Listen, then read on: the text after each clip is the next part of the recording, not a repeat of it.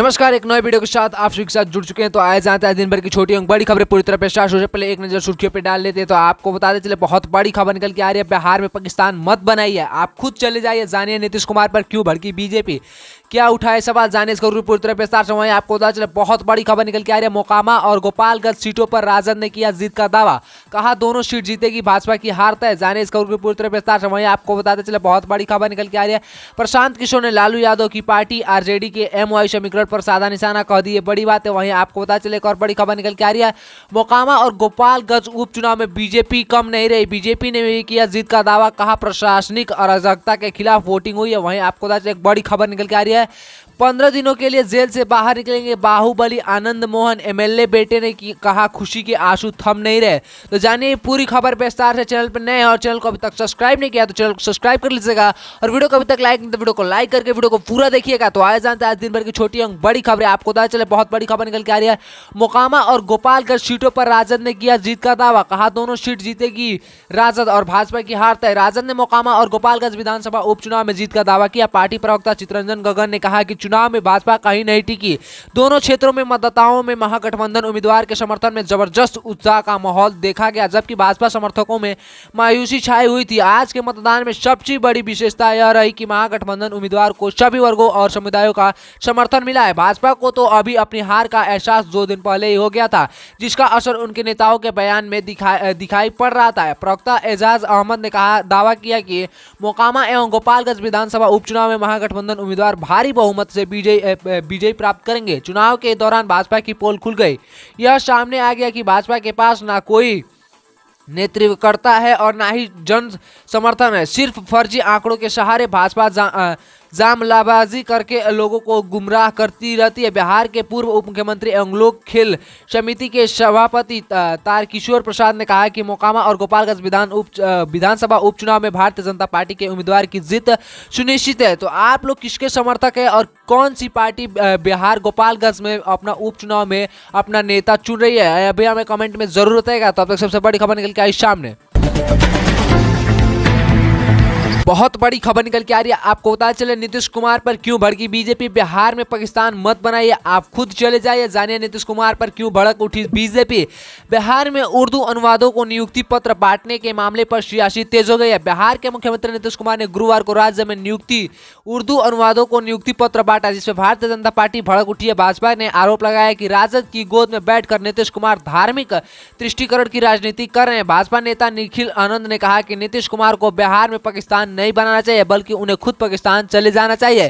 दरअसल मुख्यमंत्री नीतीश कुमार ने गुरुवार को राज्य में नए नियुक्त उर्दू अनुवादकों को नियुक्ति पत्र बांटा और उन्हें कहा कि उर्दू सिखाना जरूरी है, उर्दू सीखने के ज्ञान बढ़ेगा। इतना ही नहीं, मुख्यमंत्री ने नए नियुक्त उर्दू अनुवादकों से आग्रह किया कि जहां भी रहिए लोगों को उर्दू सिखाइए, ताकि हिंदी के बाद उर्दू भी ज्यादा से ज्यादा लोग जान सके।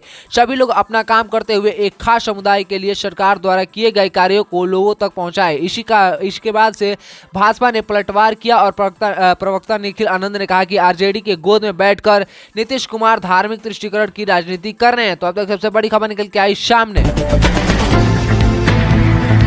वहीं बता दें बहुत बड़ी खबर निकल के आ रही है। प्रशांत किशोर ने लालू यादव की पार्टी आरजेडी के एमवाई समीकरण पर साधा निशाना कह दी है, बड़ी बात है। देश भर में चुनावी रणनीति के रूप में विख्यात प्रशांत किशोर इन दिनों जन सुराज पद यात्रा पर बिहार में नई राजनीतिक व्यवस्था खड़ी करने नाम पर पीके राजद, जदयू, कांग्रेस और बीजेपी सभी पार्टियों के खिलाफ खुलकर बोल रहे हैं। पद यात्रा के दौरान पीके सीधा हुई राजनीति भी कर रहे हैं। इसी बीच चंपारण में प्रशांत किशोर ने आरजेडी पर बड़ा सियासी निशाना साधा। पीके ने राष्ट्रीय जनता दल के एमवाई समीकरण को भड़काने की कोशिश की। पीके ने कहा कि बिहार में वाई समीकरण के नेता डिप्टी सीएम है, तो एम समीकरण के नेता डिप्टी सीएम क्यों नहीं बनाया गया। पिछली सरकार का उदाहरण देते हुए कहा कि नीतीश कुमार जब भाजपा के साथ थे तो बीजेपी के 2 विधायक उप मुख्यमंत्री बने थे। आरजेडी में भी अपने दलों से 2 उप मुख्यमंत्री बन सकते हैं।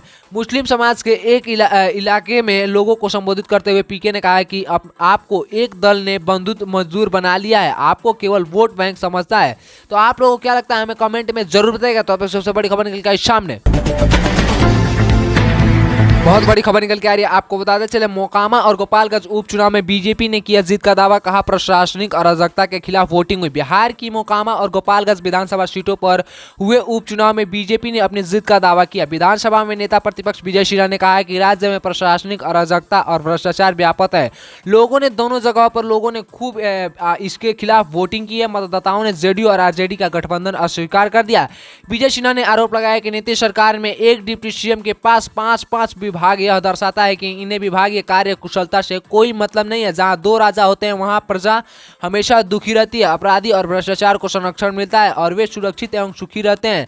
पूर्व डिप्टी सीएम और बीजेपी नेता तारकिशोर प्रसाद ने भी कहा कि मोकामा और गोपालगंज में बीजेपी की जीत सुनिश्चित है। मतदाताओं में जबरदस्त उत्साह दिखा, खासकर युवा और महिलाएं वोटर्स ने बढ़ चढ़कर मतदान में हिस्सा लिया। उपचुनाव में जनता ने सत्ताधारी महागठबंधन सरकार को नकार दिया। बता दें कि मोकामा और गोपालगंज सीटों पर गुरुवार को उपचुनाव के लिए वोटिंग हुई थी।